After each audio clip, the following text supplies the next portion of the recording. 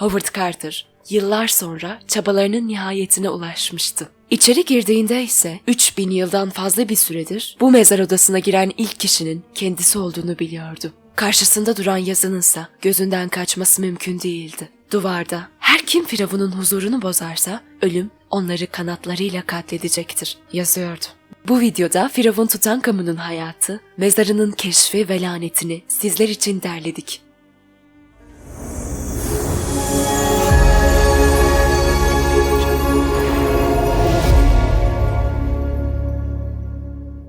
Tutankamon, M.Ö. 1341 yılında dünyaya geldiğinde Antik Mısır tarihinin en çalkantılı dönemlerinden biri yaşanıyordu. Çünkü babası Akhenaton, Mısır'da çok eskilerden beri süregelen çok tanrılı dini inanıştan tek tanrılı dine geçiş yapmaya yönelik bir takım ciddi kararlar almıştı. Sadece güneşe, yani Aton tanrısına tapılması gerektiğini savunmuş ve Mısır'da birçok değişikliğe imza atmıştı. Eski tapınakları kapatmış, heykelleri yıkmış, hatta başkenti dahi değiştirerek 20.000 işçiyle Amarna adında yeni bir şehir kurmuştu. Bu şehirde yeni tapınaklar inşa ettirerek tek bir tanrıya inanılacağını savunan Firavun Akhenaton, bu büyük din devrimini tek başına da yapmamıştı. Yanında güzelliği ve kıvrak zekasıyla güçlü bir kadın yer alıyordu, Nefertiti. Bu büyük değişikliklerin ardından halk tarafından kafir, sapkın gibi isimlerle anılmaya başlanan Akhenaton, eşi Nefertiti ile birlikte uzun yıllar Mısır'a hükmetti.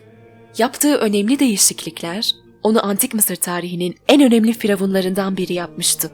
Fakat tahta çıktıktan 17 yıl sonra bir gün rahatsızlanarak yatağa düştü. Bazıları onun suikast ile zehirlendiğini düşünse de günümüzde yapılan araştırmalar Marfan sendromu ya da sarayda dolaşan bir bulaşıcı hastalık sonucunda rahatsızlandığını söylemektedir. Nitekim Akhenaton, oğlu Tutankamon 6 yaşındayken M.Ö. 1335 yılında hayatını kaybetti. Nefertiti'ye gelirsek, nasıl öldüğü hakkında kesin bir bilgi yok. Akhenaton'un ölümüne yakın bir zamanda saraydan kaçtığı ve Akhenaton öldükten bir süre sonra daha yönetimde kaldığı tahmin edilmektedir. Fakat kaçmış olduğu daha büyük ihtimal olacak ki mezarı günümüzde hala bulunamamıştır.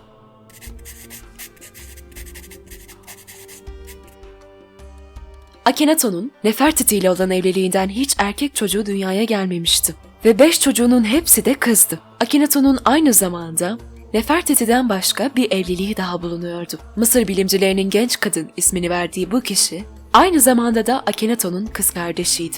Antik Mısır'da iki kardeşin evliliği ise sıra dışı kabul edilmezdi. Tutankamon da işte bu ensest evlilikten dünyaya gelmişti ve tahta gelebilecek tek varis oydu. Fakat yaşı çok küçük olduğu için ondan önce Akhenaton'un en büyük kızının eşi yani damadı Simenker bir süre yönetimi ele aldı. Fakat kısa zaman sonra o da hayatını kaybedince tahta çıkacak bir tek 8 yaşındaki Tutankamon kalmıştı. Çok küçük yaşta olmasına rağmen mecburen tahta çıktı ve Antik Mısır tarihinin en genç firavunu olarak tarihe geçti. 8 yaşındaki bir çocuktansa koca bir imparatorluğun yönetilmesi bekleniyordu. Ve babasının bıraktığı bu çalkantılı dönemde tüm ağır yük onun omuzlarındaydı. Tutankamon, Nefertiti'nin 3. kızı olan, aynı zamanda aynı babadan kardeşi Ankhesenamon'la evlendirildi. Evlendiklerinde ise ikisi daha 10 yaşında bile değillerdi. Tutankamon, babasının hem dayısı hem danışmanı olan, sonra da kendisine danışmanlık yapmış olan Ay'ın tavsiyelerini dinleyerek, babasının yaptığı tüm değişiklikleri yıkarak Mısır'ın tekrar eski günlerine dönmesini sağladı. En değerli metal ve taşlardan heykeller yaptırmış, eski inancın rahiplerini arttırmış, tanrılara adak olarak gemiler yaptırmıştı. Başkenti yeniden Nil çevresine, günümüzdeki Luxor şehrine taşımış ve babasının tahrip ettiği her şeyin onarılmasını emretmişti. Tutankamon tüm karmaşıklığa, aldığı kararlarla sadece birkaç yıl içinde son vermiş ve Mısır'daki iç karışıklığı bitirmişti. Daha sonra ise ismini Tutankamon olarak değiştirdi. Çünkü önceki ismi babası tarafından verilmiş ve Aton tanrısından gelen Tutankaton'du. Ancak onun için her şey güzel gidiyor derken ani bir şekilde hastalanarak yatağa düştü ve kısa süre içinde de hayatını kaybetti. 8 yaşında tahta çıkan ve M.Ö. 1323 yılında 18 yaşındayken hayatını kaybeden Tutankamon'un ölüm nedeni bugün hala tam olarak bilinmemektedir. Tutankamon'un bir av sırasında bacağı kırılmıştı ve bu yüzden değnek kullanıyordu. Bu kırığın oluşturduğu iltihap yüzünden ölmüş olduğu, sıtma yüzünden ölmüş olduğu veya suikastla öldürülmüş olduğu düşünülmektedir. Diğer bir düşünce ise akraba evliliğinden dünyaya gelmesi nedeniyle genetik bir rahatsızlığa sahip olmasıydı. Nitekim genç firavun Tutankamun ölmüştü ve yerine geçecek bir varisi de yoktu. Eşi Ankesinemen'den 2 çocuğu olmuş fakat ikisi de ölü doğmuştu. Bir süre danışmanı Ay Tutankamun'un eşi Ankesinemen'le evlenerek firavunluk yapmış ancak 4 yıl sonra bir vekil bırakmadan o da ölmüş ve daha sonrasında tahta Horemheb geçmişti. Horemheb 18. hanedanlığın son firavunuydu.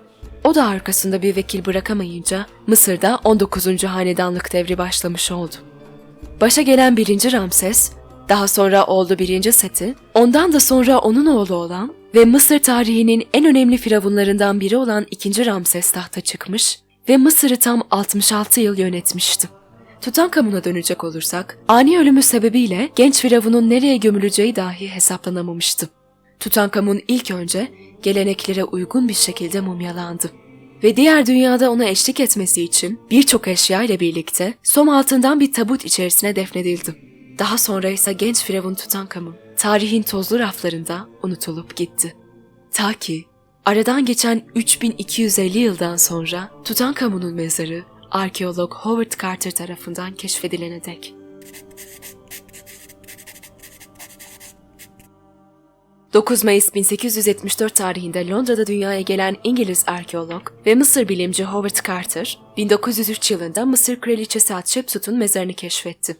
Bu keşiften sonra İngiliz Mısır bilimci ve koleksiyoncu olan Lord Carnarvon, Howard Carter'a bir iş teklifinde bulundu ve birlikte Luxor şehrindeki Krallar Vadisi'nde birçok keşfe imza attılar. Bu keşifler arasında en önemlisi ise Tutankamun'un keşfi oldu. Ancak bu keşif öyle kolay bir şekilde gelmemişti. İkili yaklaşık 15 sene boyunca birlikte çalıştıktan sonra artık Lord Carnarvon ortaklıklarını bitirmeyi düşündü. Çünkü beklediği büyüklükte bir keşif uzun yıllar boyunca yapılmamıştı ve artık Howard Carter'a mali destek sağlamak istemiyordu. 1922 yılında artık ortaklıkları bitecek noktaya gelmişken Howard Carter çok önemli bir keşfin izinde olduğunu söyleyerek Lord Carnarvon'u ikna etmeyi başardı. Ve o sırada Londra'da olan Carnarvon, kızı Lady Evelyn'le alelacele Mısır'a geldi. Howard Carter, araştırma yaptığı bir bölgede çökmüş bir merdiven girişi keşfetmişti. Bu yerin önemli bir yere çıkacağına ise neredeyse emindi. Nitekim ekibiyle birlikte kazı çalışmalarından sonra artık sona yaklaşılmıştı. O gün uğurlu olduğuna inandığı kanaryasını bile yanında getirdi. Burada bir şeyler bulacağına kesin gözüyle bakıyordu. Çünkü o bölgede şimdiye kadar hiç kazı yapılmamıştı. Nitekim 26 Kasım 1922 tarihinde kazı yaptıkları yerdeki molozları temizleyerek bir kapıya ulaştılar. Bu kapıdan içeriye ilk önce Howard Carter girdi ve hayatı boyunca eşi benzerine rastlayamayacağı bir manzarayla karşı karşıya kaldı.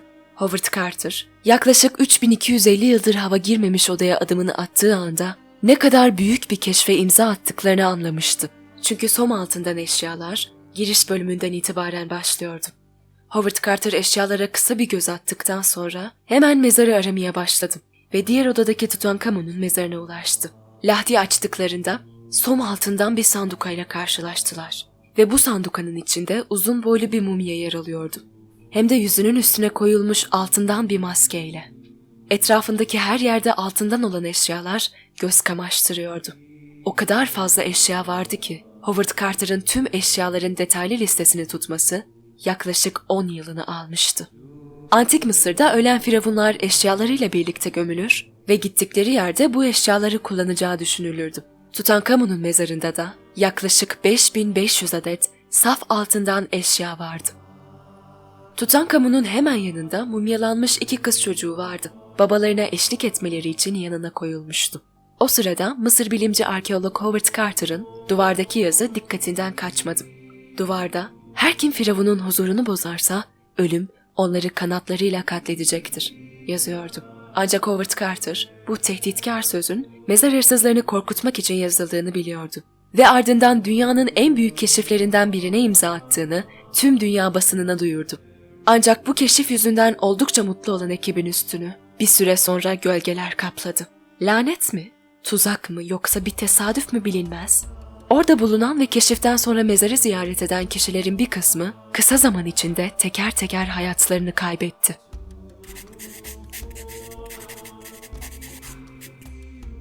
Keşif duyurulduktan sonra tüm dünyada çok büyük bir yankı buldu. Başta Avrupa ve Amerika'dan birçok yetkili Krallar Vadisi'ne akın etti. Ancak hiçbir şey göründüğü gibi güzel gitmeyecekti. İlk önce yıllardır iyi dost olan Howard Carter'la Lord Carnarvon'un araları bozuldu. Mısır ülkesinin baskıları kaşiflerin gerilimlerini arttırdı. Birbirlerini suçladılar ve bir kavga sonucunda ikilinin dostluğu ve haliyle de ortaklığı bozuldu. Bir süre sonra ise ilk ölüm geldi.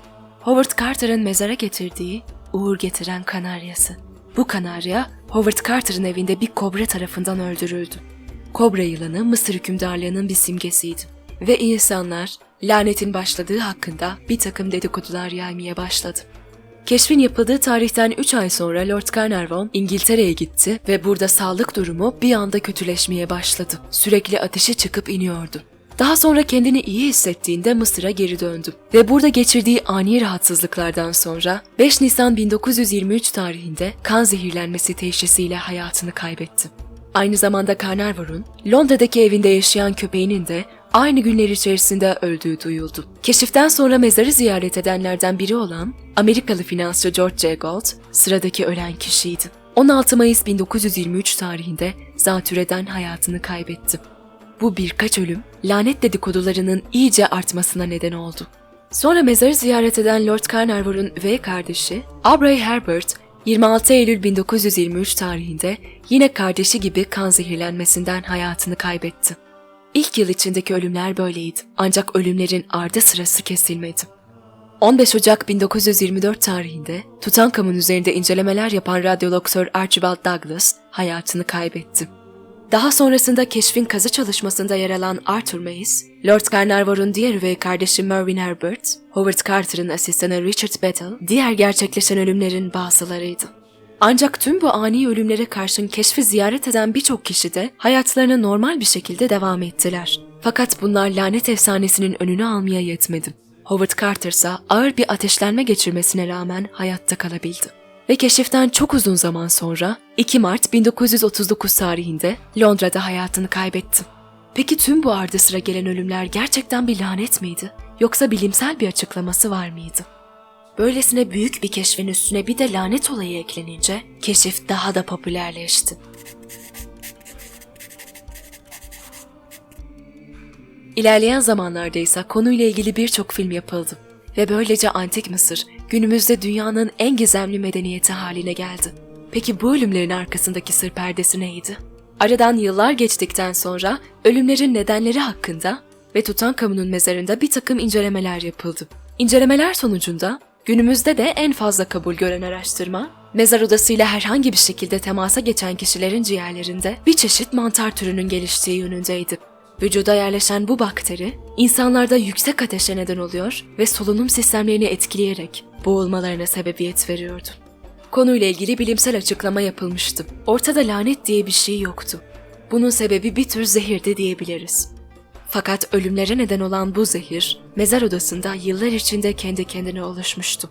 Peki ya etkili zehirler konusunda oldukça bilgili olan eski Mısırlılar, Tutankamon'un mezarında yıllar içinde oluşacak bu biyolojik silahı bildiği için aslında lanetin bu olduğunu mu söylemek istemişlerdi? Kim bilir? Videoyu beğenmeyi ve kanalımıza abone olmayı unutmayın. Bir sonraki videoda görüşmek üzere. Bilgi güçtür.